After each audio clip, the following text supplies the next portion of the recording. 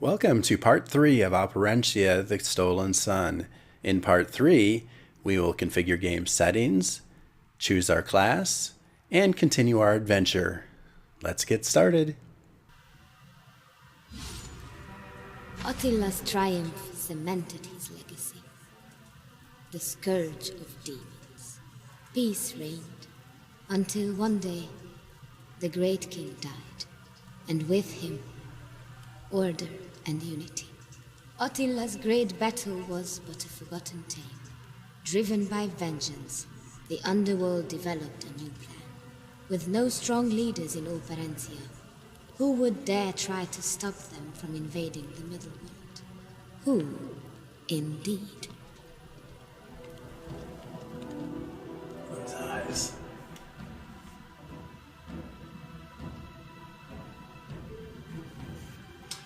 Okay, choose our difficulty parameters.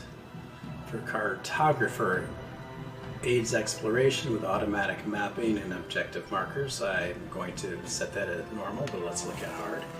Disables the mini map, level map, and all objective markers. Nah, yeah, we're gonna stick with normal. For battle hardened, let's see, you can progress autosaves frequently, and companions can rest more regularly at campfires. Or only save at campfires, which can be used less frequently. Also, no objective markers are displayed on the map. This setting can be changed once the game begins. So again, I'm going to choose normal for battle hardened.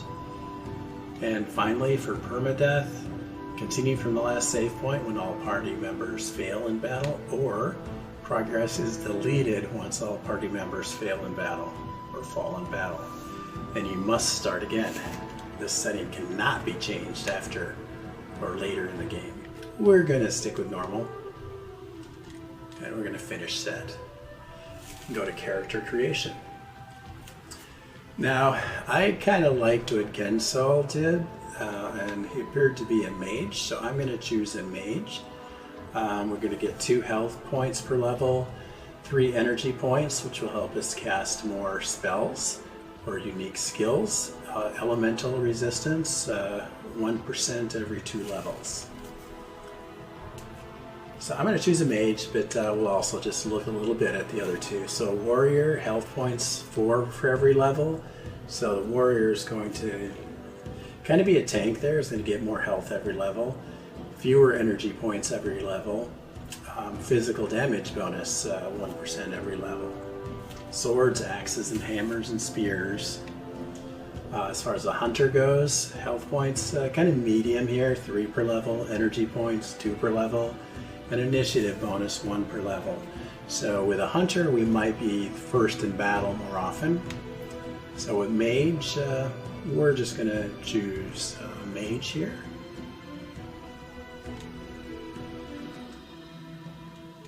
Go to next. Let's see what looks like a good mage.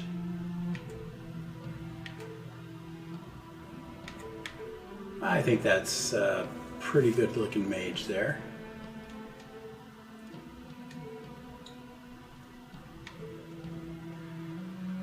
Okay, so choosing our origin, we get some bonuses, +5 to strength.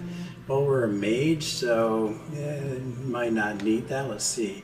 Round force gives us +5 to intelligence and +10% to energy. That sure looks like a good one for mages. Sea of Operencia, +2 to all attributes. Additional passive skill slot at a level 12. That kind of sounds interesting as well. Glass Mountain, +3% to agility, +3% or +3 to vigor, and range hit rating +10. So if I was going with a hunter, I'd probably choose Glass Mountain. If I was going through a warrior, I'd probably choose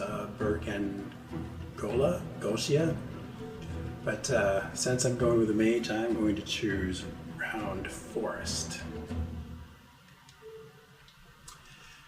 Attributes, we have 10 available points to spend, and I'm going to throw it all at intelligence.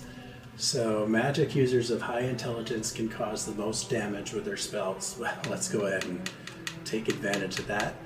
So as we can see, by giving 10 points to intelligence, we raised our energy by 22 points. We increased our initiative by 5 points, critical chance by 2.5%, critical damage by 2.5%. All right.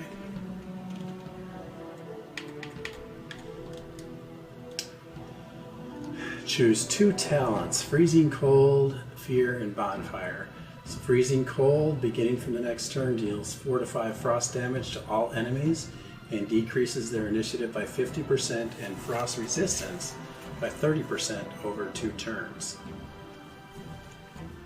Fear,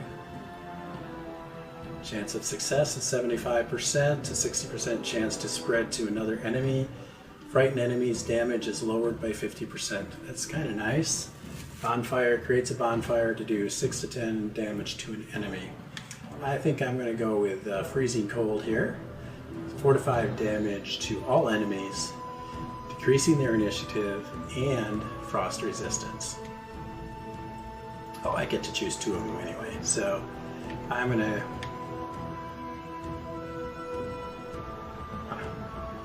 Fear or Bonfire. So we've already got 1 damage. Let's see, maybe 1 control would be nice. They both have the same effect across the different ranges with the same percent chance. So I'm going to go with Fear. Choose your name. Oh, this is always the fun part. So I am going to choose Il Fallo, which in Italian means fire. So even though I chose ice and I didn't choose fire, we'll go with that. And I'm going to go ahead and hit the menu button to begin the adventure.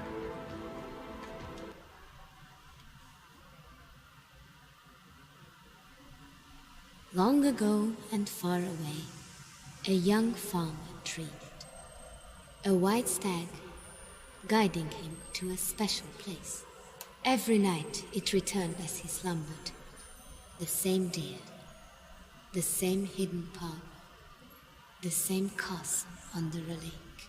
His father knew this to be a sign. Surely the work of Chodasarvash, a miraculous deer of legend. Reluctantly he urged his son to follow the calling and to never look back. For he was a young farmer no more. The next morning, the young mage admired the sunrise. He set forth on a journey he did not yet understand. His only guide, a vision that made him question his sanity. It would only get stranger from here.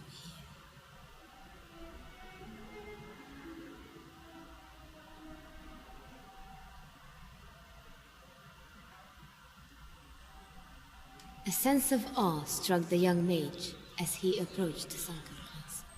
He had no explanation for the unnatural sight before him. A pathway led from the forest to the foot of the lake, and then through it. As he passed through the swirling wall of water, his wonder suppressed his fear. Each muddy step drew him closer to his destiny.